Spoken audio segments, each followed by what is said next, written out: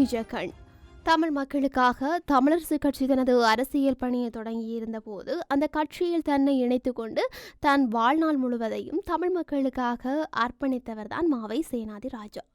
தமிழ் மக்களின் உரிமைக்காக அவர் குரல் கொடுத்ததன் காரணமாக சிறைவாசத்தையும் அனுபவிச்சிருக்கிறார்.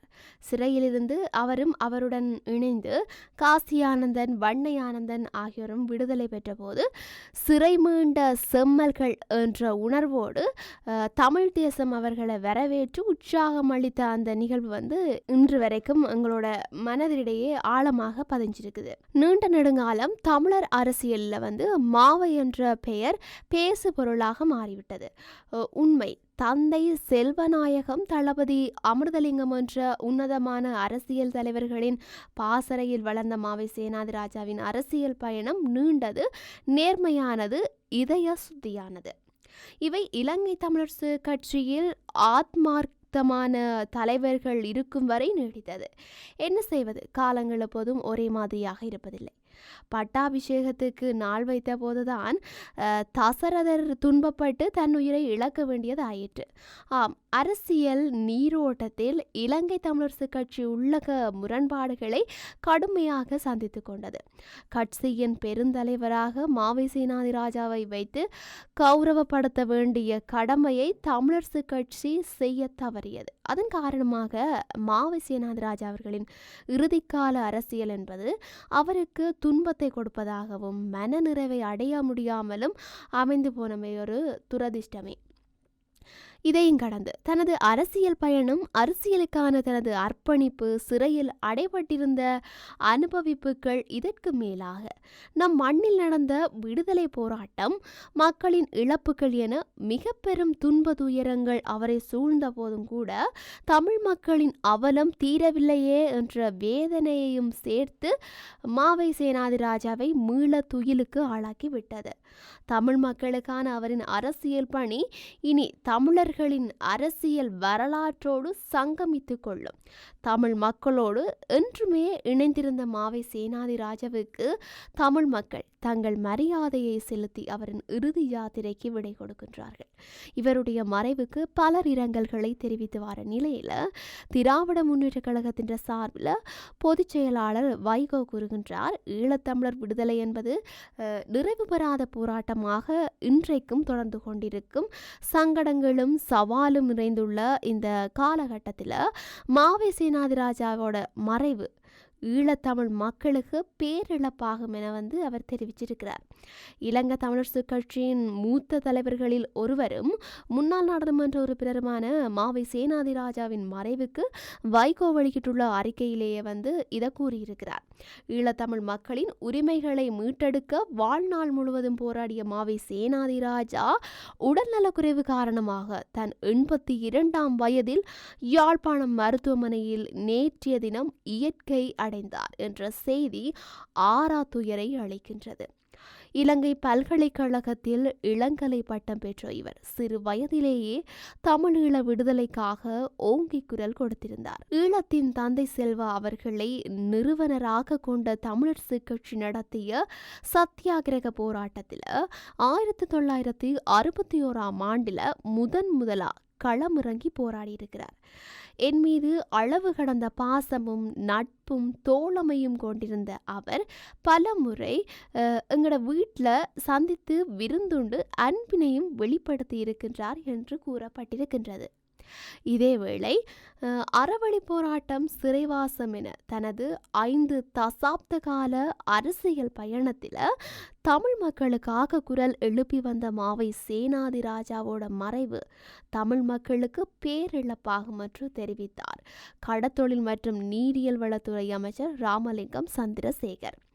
இலங்கை தமிழரசு கட்சியின் சிரேஷ்ட தலைவரான யாழ்ப்பாண மாவட்ட முன்னாள் பாராளுமன்ற உறுப்பினர் மாவை சேனாதி ராஜாவின் மறைவு செய்தி பெரும் மனவேதனையை தருகின்றது. அவரின் மறைவானது தமிழரசு கட்சிக்கும் தமிழ் மக்களுக்கும் பேரிழப்பாகும். அநீதிக்கு எதிராகவும் நீதிக்காகவும் ஒடுக்கப்பட்ட மக்களின் உரிமைகளுக்காகவும் துணிந்து குரல் கொடுத்த மாவை சேனாதிராஜா ஏவிபியின் ஸ்தாபகர் தோழர் ரோஹண விஜயவீரவின் போராட்டங்களை கூட நேர்கொண்ட பார்வையுடன் அவதானித்தனர். ஆட்சியாளர்களின் அடக்குமுறைக்கு எதிராக ஏவிபியின் அணுகுமுறை தொடர்பில் ஆதரவு போக்க கடைபிடித்தவர். 5 தசாப்த கால அரசியல் பயணத்தின் போது மக்களின் பிரச்சினைகளுக்கு முன்னுரிமை அளித்து செயல்பட்ட அரசியல்வாதி ஆவார். மாவை அண்ணன் மறைந்தாலும் மக்களுக்காக அவர் எதிர்பார்த்தவற்றை நிச்சயம் நாம் செய்வோம். மாவை சேனாதிராஜா அவர்களின் பிரிவால் துயருற்றிருக்கும் அன்னாரின் குடும்பத்தார் ஆதரவாளர்களுக்கு எனது ஆழ்ந்த அனுதாபங்களை தெரிவித்துக் கொள்கின்றேன். அன்னாரின் ஆத்மா இளைப்பார இறைவனை பிரார்த்திக்கின்றேன் என்று குறிப்பிட்டிருந்தார். அதோட ஈழத்தமிழர் விடுதலை என்றது நிறைவு பெறாத போராட்டமா இன்றைக்குமே தொடர்ந்து கொண்டிருக்கும் சங்கடங்களும் சவாலும் நிறைந்துள்ள இந்த காலகட்டத்தில் மாவை சேனாதிராஜாவோட மறைவு ஈழத்தமிழ் மக்களுக்கு பேரிழப்பாகும் என திராவிட முன்னேற்ற கழகத்தின் சார்பில் பொதுச் செயலாளர் வைகோ தெரிவிச்சிருக்கிறார். இலங்கை தமிழரசு கட்சியின் மூத்த தலைவர்களில் ஒருவரும் முன்னாள் நாடாளுமன்ற உறுப்பினருமான மாவை சேனாதிராஜாவின் மறைவு தொடர்பில் வைகோ வெளியிட்டுள்ள அறிக்கையிலேயே அவர் இதனை கூறியிருக்கின்றார். ஈழத்தமிழ் மக்களின் உரிமைகளை மீட்டெடுக்க வாழ்நாள் முழுவதும் போராடிய மாவை சேனாதிராஜா உடல்நலக்குறைவு காரணமாக தன்னோட 82வது வயதில் யாழ்ப்பாணம் மருத்துவமனையில் நேற்று இயற்கை அடைந்தார் என்ற செய்தி ஆறாத்துயரை அளிக்கிறது. இலங்கை பல்கலைக்கழகத்தின் இளங்கலை பட்டம் பெற்ற இவர் சிறுவயதிலேயே தமிழ் ஈழ விடுதலைக்காக ஓங்கி குரல் கொடுத்திருந்தார். ஈழத்தின் தந்தை செல்வா அவர்களை நிறுவனராக கொண்ட தமிழரசு கட்சி நடத்திய சத்தியாகிரக போராட்டத்தில் 1961ஆம் ஆண்டில் முதலாக களமிறங்கி போராடியிருக்கிறார். என் மீது அளவு கடந்த பாசமும் நட்பும் தோழமையும் கொண்டிருந்த அவர் பலமுறை எங்கள் வீட்டில் சந்தித்து விருந்துண்டு அன்பினை வெளிப்படுத்தியுள்ளார் என்றுள்ளது. இதேவேளை இலங்கை தமிழரசு கட்சியின் மூத்த தலைவரும் நாடாளுமன்ற உறுப்பினருமான மாவை சேனாதிராஜா தனது 82வது வயதில் காலமானார். யாழ்ப்பாணம் போதனா மருத்துவமனையில் சிகிச்சை பெற்று வந்த நிலையில் அவர் கடந்த புதன்கிழமை ஜனவரி 29ஆம் தேதி காலமானதாக மருத்துவமனை தகவல்கள் தெரிவிக்கின்றன. வயது முதிர்வு காரணமாக ஏற்பட்ட சுகயீனத்தை அடுத்து மாவை சேனாதிராஜா கடந்த சில தினங்களுக்கு முன்னர் மருத்துவமனையில் அனுமதிக்கப்பட்டார். யாழ்ப்பாணம் போதனா மருத்துவமனையில் அதிதீவிர சிகிச்சை பிரிவில் சிகிச்சை பெற்று வந்த நிலையில் மாவை சேனாதிராஜா நேற்றைய தினம் சிகிச்சை பலனின்றி காலமானார். யாழ்ப்பாணம் மாவட்டபுரம் பகுதியில் 1942ஆம் ஆண்டு அக்டோபர் மாதம் 27ஆம் தேதி மாவை சேனாதிராஜா பிறந்திருக்கிறார். சோமசுந்தரம் சேனாதிராஜா என்ற இயற்பெயரை கொண்ட அவர் அனைவராலும் மாவை சேனாதிராஜா என அழைக்கப்பட்டார். யாழ்ப்பாணம் பீமன் காமம் மற்றும் நடேஸ்வரா கல்லூரிகளில் தனது ஆரம்ப கல்வியை தொடர்ந்து மாவை சேனாதிராஜா இலங்கை பல்கலைக்கழகத்தில் இளங்கலை பட்டப்படிப்பை நிறைவு செய்திருந்தார். அதனைத் தொடர்ந்து தனது நேரடி அரசியல் வாழ்க்கையை மாவை சேனாதிராஜா ஆரம்பிச்சிருக்கிறார். மாவை சேனாதிராஜா தனது நேரடி அரசியல் வாழ்க்கையை 1960ஆம் ஆண்டு காலப்பகுதியில் ஆரம்பிச்சிருந்தார்.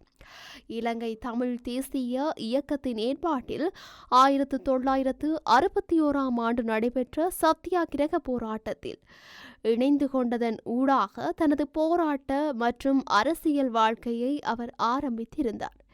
இதையடுத்து இலங்கை தமிழரசு கட்சியில் 1962ஆம் ஆண்டு மாவை சேனாதிராஜா இணைந்து கொண்டார். இலங்கை தமிழரசு கட்சியின் இளைஞர் அணியில் இணைந்து கொண்டதன் ஊடாக அவர் மக்களுக்கான போராட்டங்களை நடத்தியிருந்தார். ஈழத்தமிழ் இளைஞர் இயக்கத்தில் 1966ஆம் ஆண்டு இணைந்த அவர் 1969ஆம் ஆண்டு வரை அதன் செயலாளராக கடமையாற்றி இருக்கிறார். இதையடுத்து மாவை சேனாதிராஜா இலங்கை அரசாங்கத்தால் கைது செய்யப்பட்டதோடு சுமார் 7 ஆண்டுகள் சிறைவாசம் அனுபவித்திருக்கிறதா பதிவுகள் தெரிவிக்குது. சிறையிலிருந்து வெளியில் வந்த மாவை சேனாதிராஜா தமிழர் விடுதலை கூட்டணியின் தமிழ் இளைஞர் பேரவையின் செயலாளராக நியமிக்கப்பட்டு செயல்பட்டிருக்கிறார். மாவை சேனாதிராஜா முதல் தடவையாக 1989ஆம் ஆண்டு நடைபெற்ற நாடாளுமன்ற தேர்தலில் யாழ்ப்பாணம் மாவட்டத்தை பிரதிநிதித்துவப்படுத்தி போட்டியிட்ட போதும் கூட அவர் தோல்வியை தழுவியிருந்தார். எனினும் அதே ஆண்டு நாடாளுமன்ற உறுப்பினர் அமிர்தலிங்கம் படுகொலை செய்யப்பட்டதைத் தொடர்ந்து ஏற்பட்ட வெற்றிடத்துக்கு மாவை சேனாதிராஜா தெரிவு செய்யப்பட்டதுடன் அதுவே அவரது முதலாவது நாடாளுமன்ற பிரவேசமாகும்.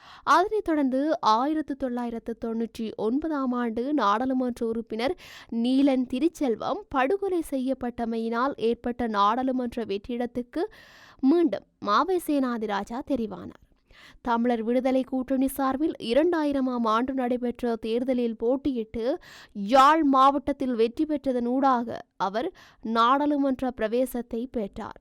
அதன் பின்னர் 2001 ஆண்டு பல தமிழ் கட்சிகள் இணைந்து ஆரம்பித்த தமிழ் தேசிய கூட்டமைப்பில் இணைந்து மாவை சேனாதிராஜா தமிழ் தேசிய கூட்டமைப்பு சார்பில் அதன் பின்னரான அனைத்து தேர்தல்களிலும் போட்டியிட்டிருந்தார். 2001, 2004, 2010 மற்றும் 2015 ஆண்டு தேர்தல்களில் வெற்றியீட்டிய மாவை சேனாதிராஜா தொடர்ந்து நாடாளுமன்ற பிரவேசத்தை பெற்றிருந்த நிலையில் 2020 ஆண்டு தேர்தலில் தோல்வியை அடைந்திருந்தார். 2024 ஆண்டு நடைபெற்ற நாடாளுமன்ற தேர்தலில் மாவை சேனாதிராஜா போட்டியிடவில்லை. இலங்கை தமிழரசுக் கட்சியின் தலைவராக 2014 ஆண்டு தெரிவு செய்யப்பட்ட மாவை சேனாதிராஜா 2024 ஆண்டு வரை அதன் தலைவராக செயல்பட்டார். இலங்கை தமிழர்களின் பிரச்சினைக்காக அரசியல் களத்தில் அகிம்சை போராட்டங்கள் ரீதியிலும் நாடாளுமன்றத்தில் குரல் எழுப்பிய முக்கிய தலைவராக மாவை சேனாதிராஜா விளங்கினார். உள்நாட்டில் மாத்திரமன்றி சர்வதேச ரீதியிலும் மாவை சேனாதிராஜா தமிழர்களின் விடுதலைக்காக குரல் எழுப்பிய முக்கிய தலைவராவார். இந்த நிலையில் மாவை சேனாதிராஜா நேற்றைய தினம் யாழ்ப்பாணம் போதனா மருத்துவமனையில் சிகிச்சை பெற்று வந்த நிலையில் காலமானார். இலங்கை தமிழரசு கட்சியின் மறைந்த மூத்த தலைவரான மாவை சேனாதிராஜாவின் இறுதிக் கிரியைகள் மாவட்டபுரத்தில் உள்ள அவரது இல்லத்தில் 2 அல்லது 3ஆம் திகதி நடைபெறவுள்ளதாக அறிவிக்கப்பட்டுள்ளது. இந்த நிலையில் அவரது உடல் பொதுமக்கள் அஞ்சலிக்காக மாவட்டபுரத்தில் உள்ள அன்னாரது வீட்டில் வைக்கப்பட்டுள்ளது. இன்னும் நாட்டில் என்னவெல்லாம் நடக்கப் போகின்றது பொறுத்திருந்துதான் பார்க்க வேண்டும். மீண்டும் மற்றொரு காணொளியில் சந்திக்கலாம். வணக்கம்.